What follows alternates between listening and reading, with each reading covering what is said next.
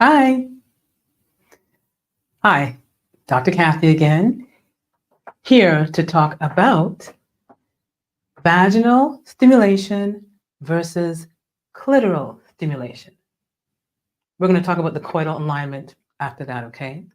One of my favorite topics right now. Let's talk about the vaginal versus the clitoral stimulation. All right, so about 50 years ago, Fisher did a study, and he studied 50 women to find out which they preferred to orgasm, right? Clitoral or vaginal stimulation. It was like a toss up back then. But you won't believe who won, who had the highest number of orgasms from their stimulation. Can you guess? The older folks know. When I talk to the older folks, they know. They said it was the clitoral, hands down, that won over vaginal stimulation. And I was very surprised. But that's outdated information.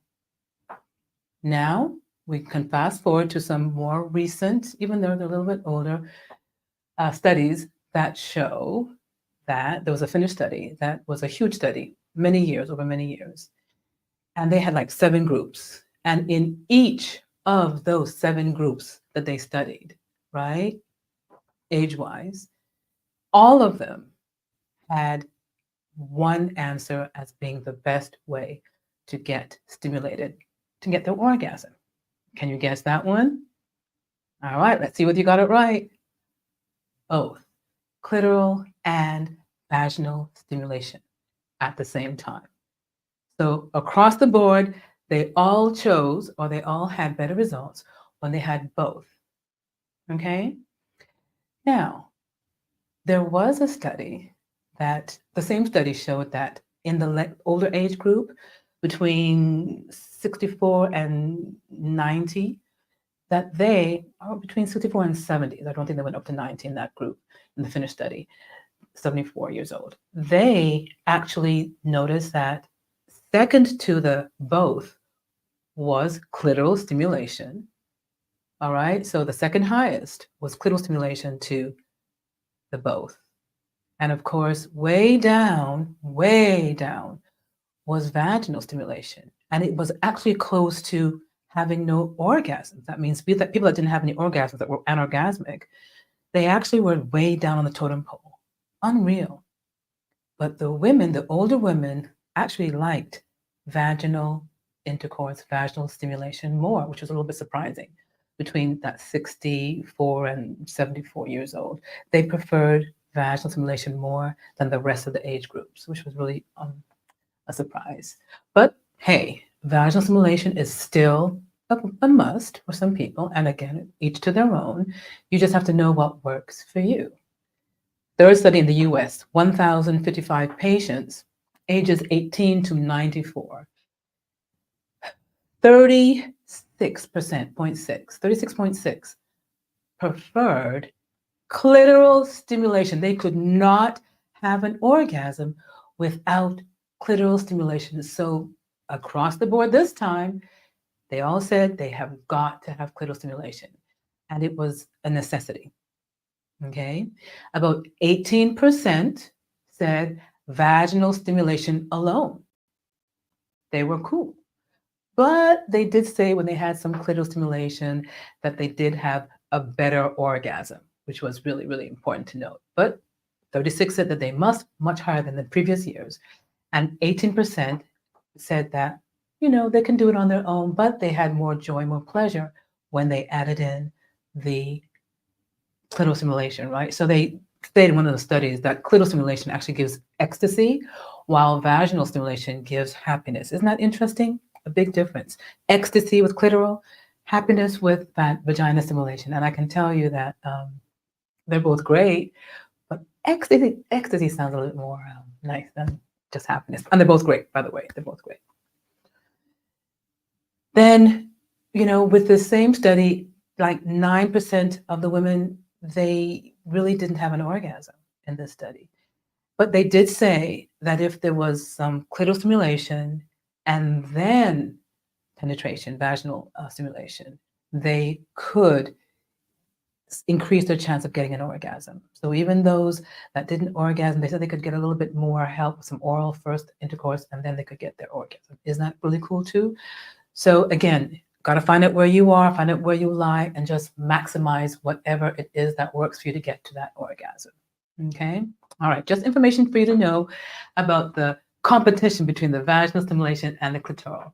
I really think it's both, which is why I wanted to talk about the Coital Alignment Technique by Echo. Okay?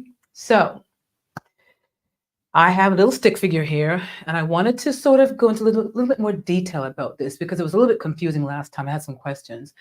And I know it's a little bit modified in so many different ways because it's been around for a long time, but Echo, again, did make it more popular and actually published studies on it. So they say he's the founder of this technique. So I wanted to delve into it a little bit more, step by step, and sort of focus on it and get a little bit of a clearer understanding of what is involved. So it starts with, right, the female on the bottom and the male on the top, okay? Now, the difference between this is the missionary position, right, which this is he is a little bit higher up than in the regular missionary position, okay? So in the regular missionary position, you'll probably see that you're either face to face or he might be a little bit lower. It all depends on what's going on. But with the cat, I'm going to call this the cat technique. With the cat technique, you really have to be, the male has to be a little bit higher, right? How high depends on, again, on how tall he is and how tall she is. But the advice is his shoulders should be at least, or sorry, his chest should be at least at her shoulders or at her eyes. So his chest should be at her eyes or at her shoulder, depending, or in between, depending on how tall or how short she is or you are, okay? So if you want to get a little bit higher up, why? Because you're aiming to get your pubic bone, which is here, onto her clitoris. So we call that pubic bone the mons pubis, right? We want to get your, if you're not sure what it is, just look it up. But it's an area where that hard bony part is in the pelvis in the front, and you want to get it on top of her clitoris so that she is maximizing stimulation of that area. Now, when I say she is, you are, he is, but she's getting that stimulation maximized. So to get to that position, you're not going to be able to get there without having raised up and come a little bit higher than she normally is, okay? And then in the missionary position too, her legs are straight. Now, that's what they describe it as being straight, okay? We're going to talk about some modified where she can wrap her legs around, but right now we're going to keep it simple. The legs are normally straight. Now, whether they're straight outwards, inwards, doesn't really matter. That depends on her. Let her decide. But the legs are straight. Then he will now place his genitals, the penis, into the vagina. Now, here's the thing. When you go into the vagina, you are not aiming to do the thrusting, right? You are not planning to do that in and out. You're planning just to put it there to get sort of, I won't say anchored, but get into position because you're going to, again, use not only your mons pubis, right? You're going to also use the dorsum of the penis, the shaft. So the top part of the penis, the base is going to be, which is connected to the, mons pubis area. It's going to be rubbing over her clitoris. So your game plan is, yes, you're putting the penis inside the introitus, but your focus should not be on that. It should really be on where you're placing your pubic bone or your mons pubis on top of her clitoris. The actual position. That's where you should be focusing. Why? If you don't have the right position, you're missing the target. So you've got to get focused on making sure you're at the right place. And she'll let you know that. Okay, ladies, you always let them know that. So you got to guide him there and make sure he's on the right position. Once he's in the right position and he's inside, the game is either to rock, glide, angle, grind, that's another word I didn't use last time, but the aim is to focus in a synchronized, they said slow, and I'm going to say some people like slow, some people like fast, some people like faster, but I think starting slow, especially when you cannot orgasm or you have a hard time orgasming. You really want to start slow, but then you can speed it up later on. But right now, he describes it as synchronized, slow, small. So they're not no huge movements, right? We're going to do either the rocking, the gliding, the grinding, the angling, and you really want to stay on that her pubic bone or her clitoris.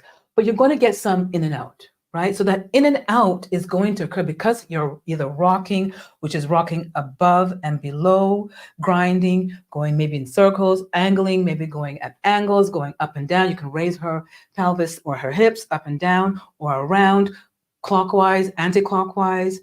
But you've got to make sure that you're doing it and you're staying within. It's not coming all the way out. It is going to come out and in and out in some way, because that's natural. That's the movement. There's going to be some movement in and out, but you don't want it to be a large movement. You want it to be a small movement. And so once you're in, you really want to stay in as much as you can and more rock on the bone, rock on that pubic area, okay, on her mons pubis, okay? And she's going to let you know, right, ladies, whether you're on the right spot or not, or adjust it, okay? Now, rhythmic is very important.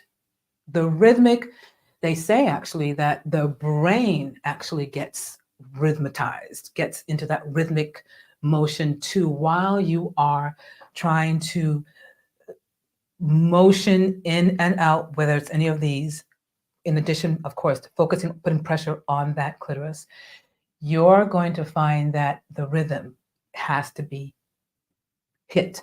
And if you're not getting that rhythm right, you're going to miss it. Okay, so the rhythm, it's got to be between the two of you. You decide on that slow rhythm, on that persistent, consistent rhythm. And you're, again, if you have to communicate to get into rhythm so that you're both doing the same thing. Now, what is that rhythm? Now, I know rhythm music-wise, right? And I know some people have rhythm, some people don't. So, good question. Can you use music with this? Maybe. I don't know. Maybe you can try, right? But the rhythm is going to be understanding who does what.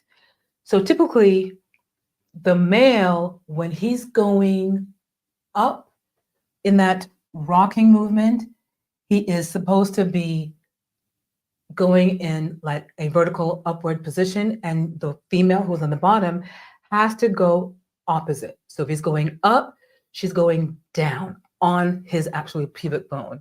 And then when he's going down, she's going up. So that rhythm has to be down and up, both of you doing it, opposing each other to get that perfect pressure on the clitoris.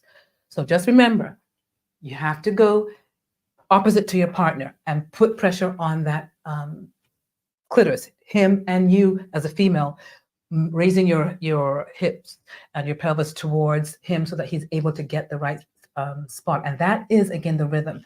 Doing it together. Him, if he's coming down, you're coming up. If he's coming up, you're coming down on each other, and it goes back and forth. Whether it's 1, 2, or faster or slower, depends on both of you, okay? So that's part of what I want you to get with the rhythm, okay? Then, of course, with that same rhythm, you can do the same movement. Again, putting some variety in there, gliding, grinding, rocking. You want to make it simple, start simple, and then start doing some acrobatics if you want to. But again, the point is you can combine them and do them one by one. All depends on what she wants. So communicate.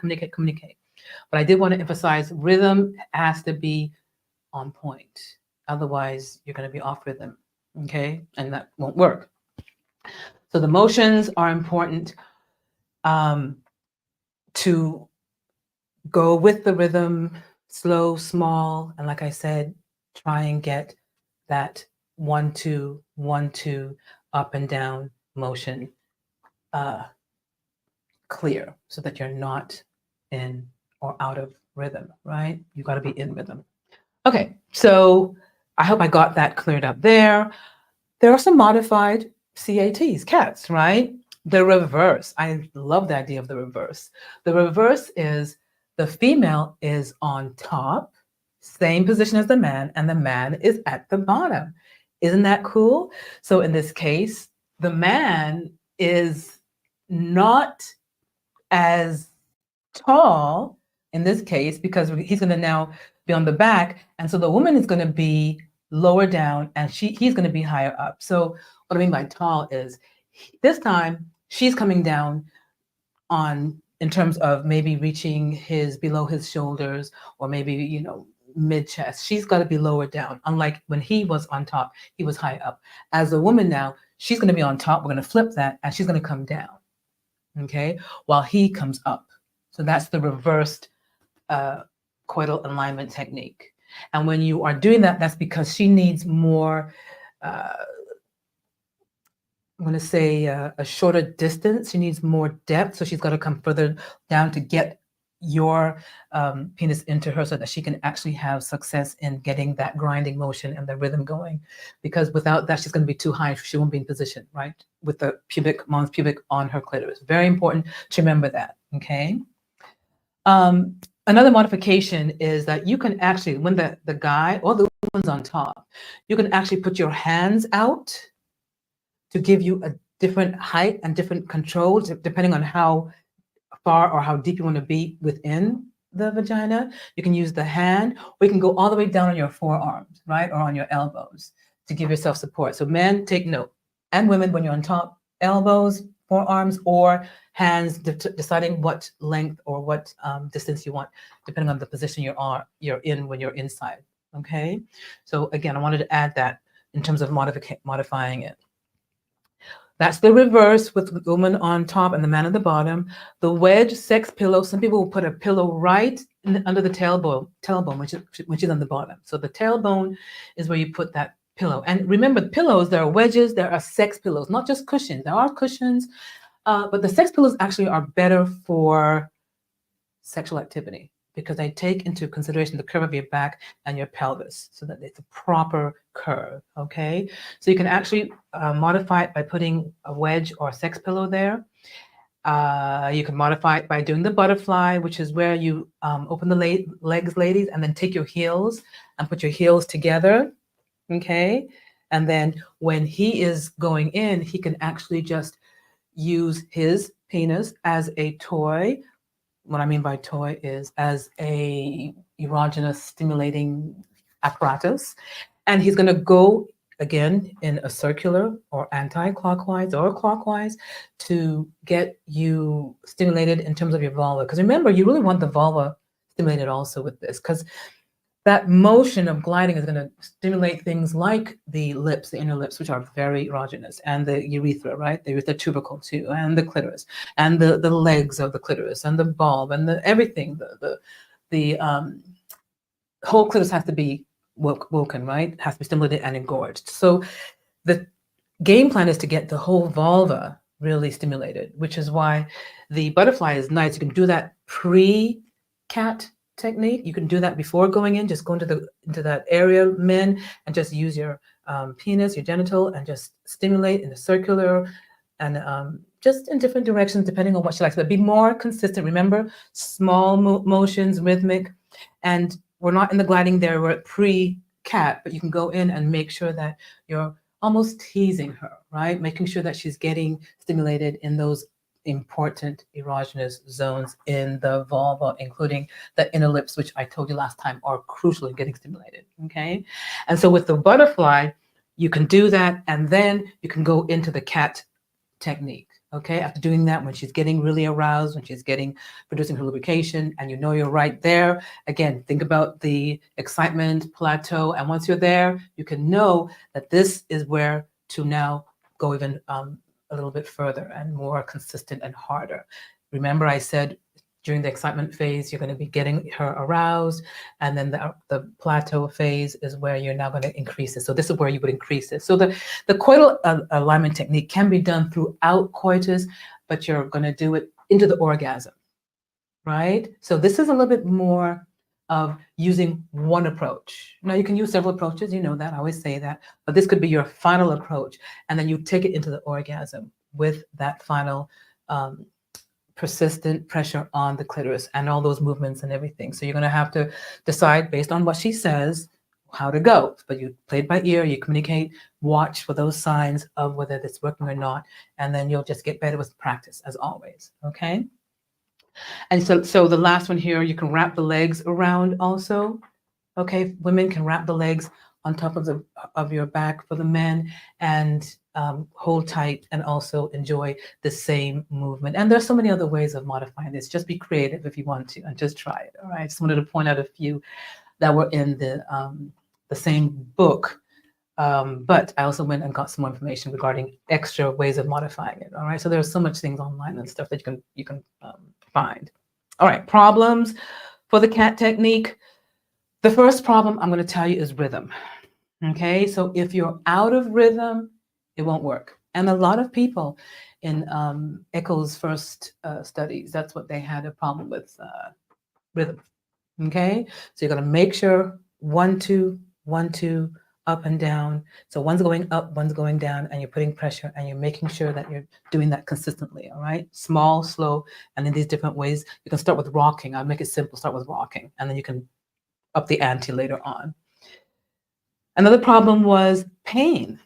All right. So people had pain when they were doing this. And I have a great oil, an aphrodisiac oil that I encourage my patients to use. If you want to get one, let me know. I will get you some.